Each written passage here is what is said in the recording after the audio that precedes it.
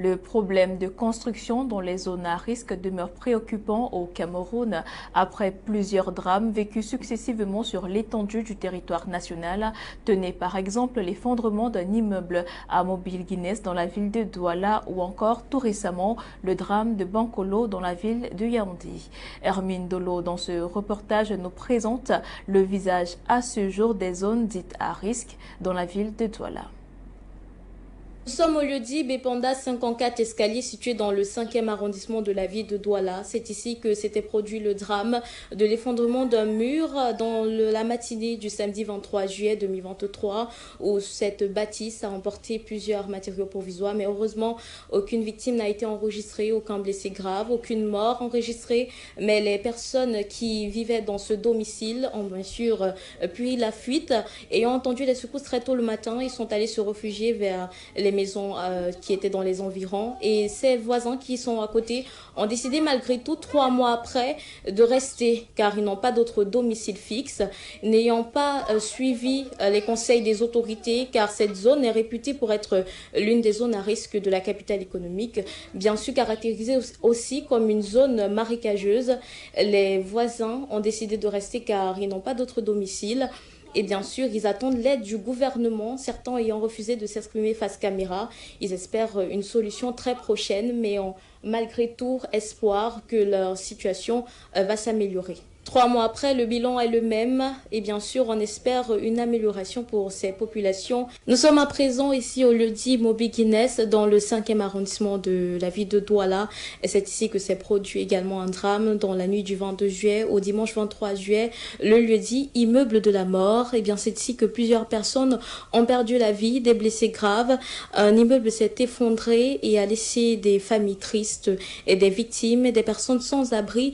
3 mois après, et on fait le bilan, ces personnes ont déguerpi et ont quitté les lieux malgré l'investigation des membres du gouvernement, malgré les différents conseils, malgré les différentes précautions prises par certains. Certains disent toujours rester car ils n'ont pas d'autre domicile fixe, malgré également le numéro d'urgence qui a été adressé aux populations pour une meilleure amélioration des conditions de chacun. Et bien certains ont décidé de rester et l'un d'entre eux a décidé de s'exprimer.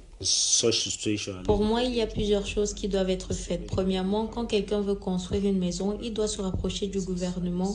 Et le gouvernement, quant à lui, doit faire une descente pour voir si le site est bon pour la construction. Le meilleur moyen avant de construire est de voir un topographe pour qu'il vous rassure si l'endroit est habitable.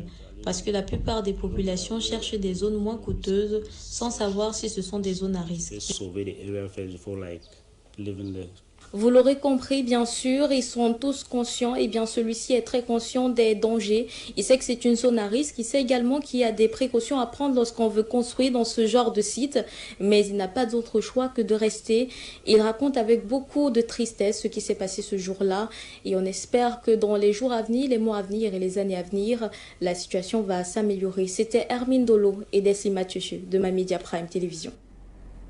À la suite de cet élément, nous parlons de toute autre chose à présent, mesdames et messieurs. L'amélioration du cadre et des conditions de vie des populations est au centre des préoccupations des autorités administratives de la ville de Douala. Ils étaient réunis en concertation ce 31 octobre 2023 dans la ville de Douala dans l'objectif de débattre sur l'orientation budgétaire de la commune d'arrondissement de Douala 5e pour l'année 2024. Des précisions dans ce reportage.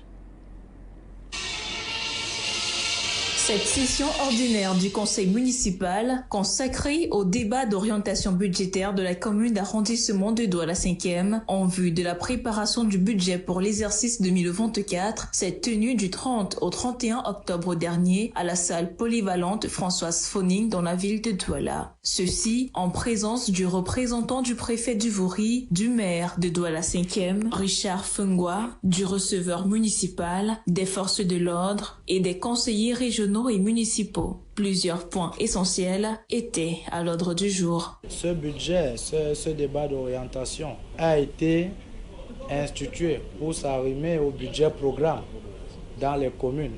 Parce qu'il n'y a pas seulement l'État central qui doit appliquer le budget commun, programme, mais aussi les entités locales décentralisées. Occasion donnée au maire de la commune de revenir sur les problèmes rencontrés au quotidien par la population en vue de trouver des solutions palliatives. La situation d'endettement antérieur de la commune, le recouvrement des impôts et taxes par les chaînes fiscales de l'État, paiement en ligne, avec indisponibilité des informations sur la typologie des impôts, difficultés sur les contribuables, etc.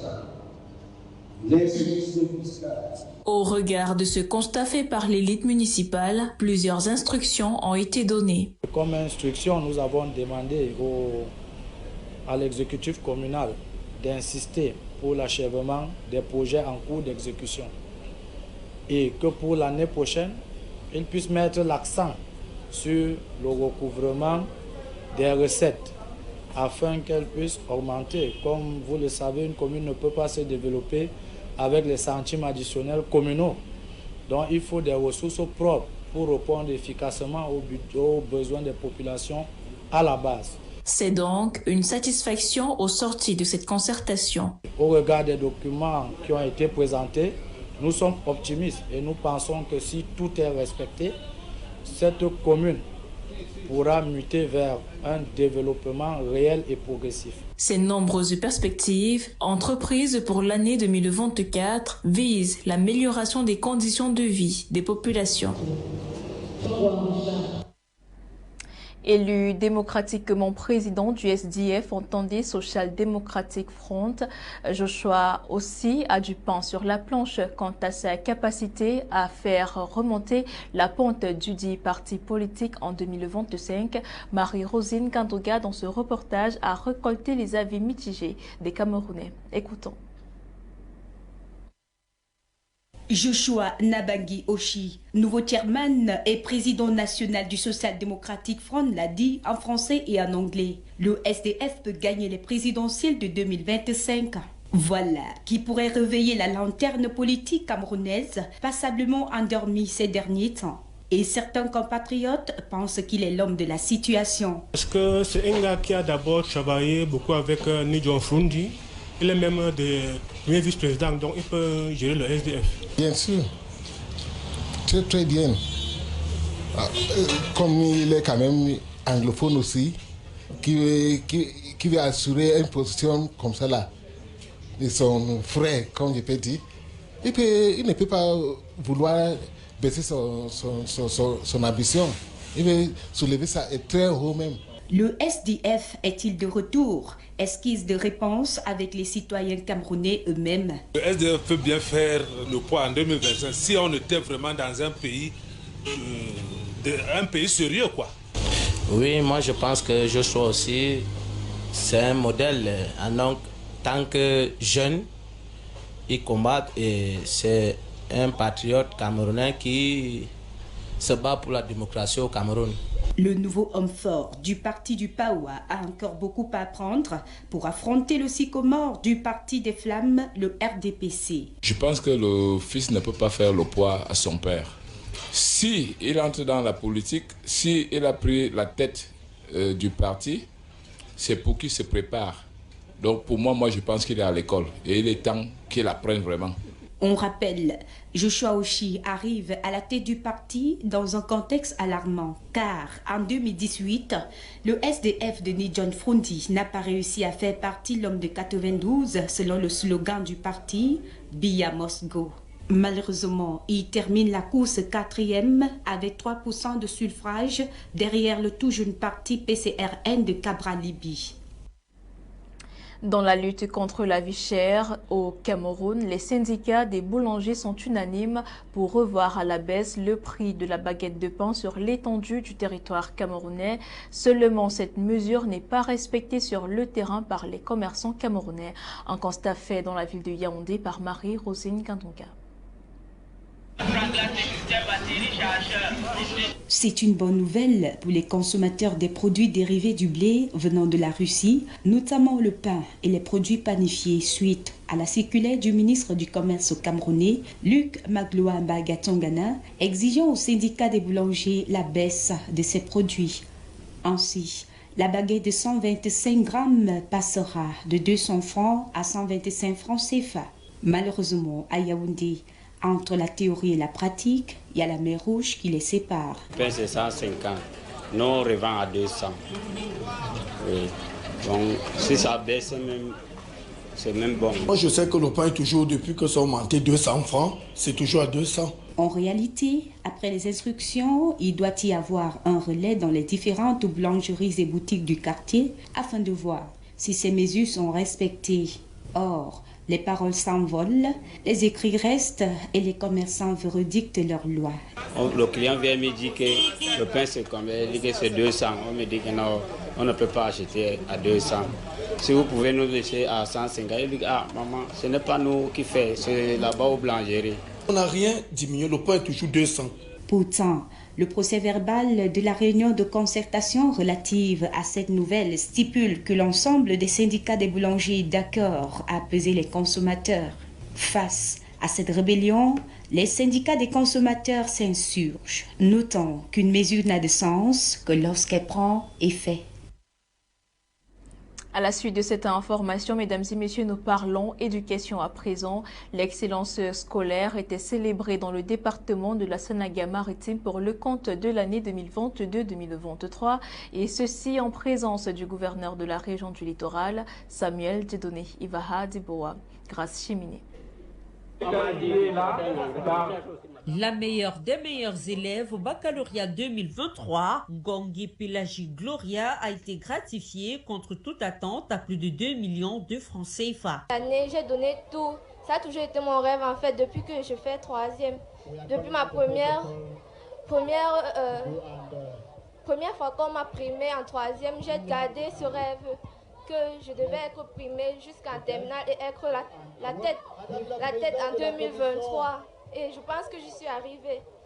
C'était à l'occasion de la 7e édition de la traditionnelle cérémonie de l'excellence scolaire dont le promoteur est le ministre des Transports, Jean-Enes Masséna Ngaleb Bibehe, qui, en présence des autorités administratives, au premier rang, le gouverneur de la région du littoral, Samuel Dieudonné Ivaha Diboa, et le président du conseil régional du littoral, Polika Backlog, que 531 élèves, dont 172 au primaire, 353 au secondaire et 6 universitaires ressortissants des 11 arrondissements de la Sanaga-Maritime ont reçu à l'esplanade de la préfecture d'Edéa les prix d'excellence. Je tiens d'abord à remercier l'initiateur de la main tendue, monsieur le ministre des Transports.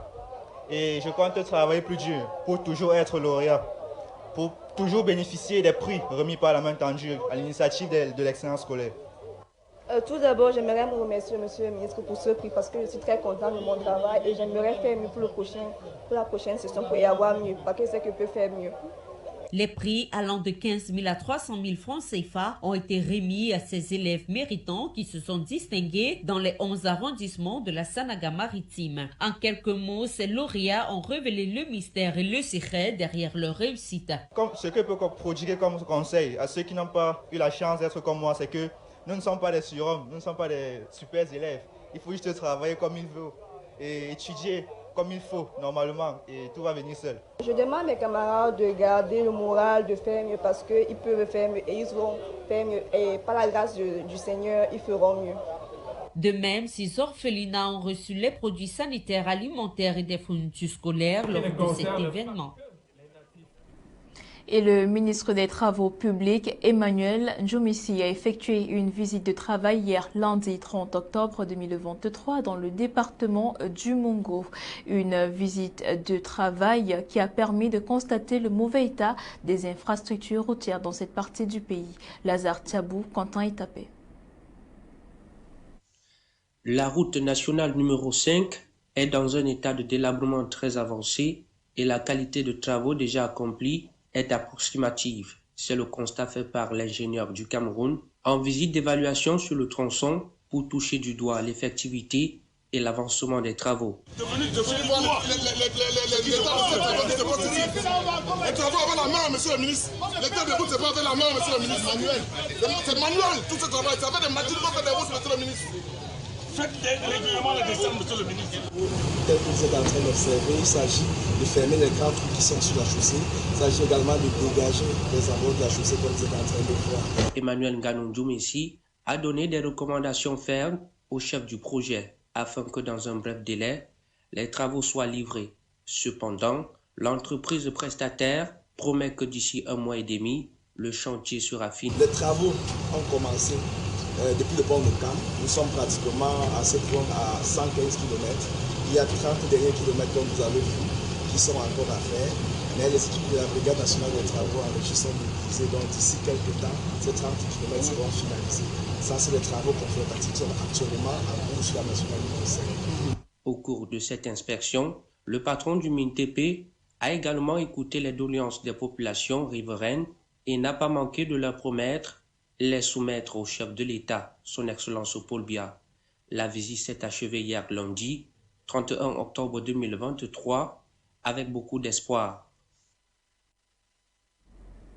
Le campus numérique francophone de l'Agence de la francophonie de Ngaoundéré a organisé hier mardi 31 octobre 2023 une conférence sur le thème « Business et études, comment concilier les deux » à l'université de Ngaoundéré en présence de Belmont Zewa qui nous livre ce reportage. Face à la recrudescence du taux de chômage en milieu jeune, le ministre d'État, ministre de l'Enseignement supérieur, a signé en janvier dernier le statut national d'étudiant entrepreneur, un acte qui vient conforter le processus qui permet d'allier études et entrepreneuriat. À l'université de Ngaoundéré, l'institution avait anticipé en créant UNIS, entendez, University Innovation Center of Excellence, un centre d'innovation qui prépare les étudiants au monde entrepreneurial. Et pendant plus de 3 heures, les participants en ligne et en présentiel ont été édifiés sur la possibilité de faire le One Leg in Business, On Leg in School. Donc le message se dit pour ces étudiants-là qui hésitaient de se lancer dans l'entrepreneuriat, etc. Il y a déjà ce statut qui existe et qui va leur permettre d'allier à la fois leurs études et aussi l'entrepreneuriat au sein de l'université. Ils auront un accompagnement, ils auront un planning spécifique pour leur projet. Ces participants en sont nantis de nouvelles techniques sur la manière de concilier études et monde socio-professionnel. Être également pour pouvoir faire de l'entrepreneuriat, il faudra être objectif. Ce que nous avons retenu, être objectif, être entouré de bonnes personnes, c'est-à-dire des personnes qui vous accompagnent, des personnes qui vont accompagner votre projet.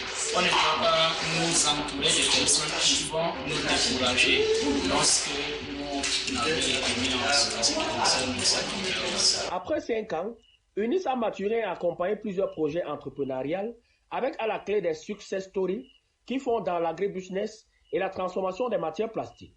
Cette conférence, qui s'est tenue au Centre de développement des technologies de l'information et de la communication, s'inscrit dans le sillage de l'accompagnement de l'Agence universitaire de la francophonie aux étudiants des universités. Et pour terminer, nous parlons santé à présent pour nous intéresser précisément à la couverture santé universelle. L'inspecteur général auprès du ministère de la Santé publique du Cameroun, le gouverneur de la région de l'Est Cameroun et les responsables du Fonds de la promotion de la santé au Cameroun ont tablé ce 31 octobre 2023 sur les mesures de mise en place de la couverture santé universelle au Cameroun. Jean-Didier Ndogmo.